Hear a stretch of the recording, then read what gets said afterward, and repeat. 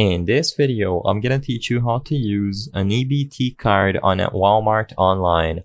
It's a very quick and easy process, so make sure to follow along.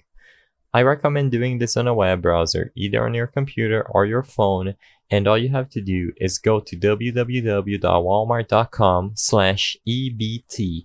When you go to www.walmart.com/EBT, you will be immediately redirected to this page where you can look for EBT eligible items when you shop using Walmart online.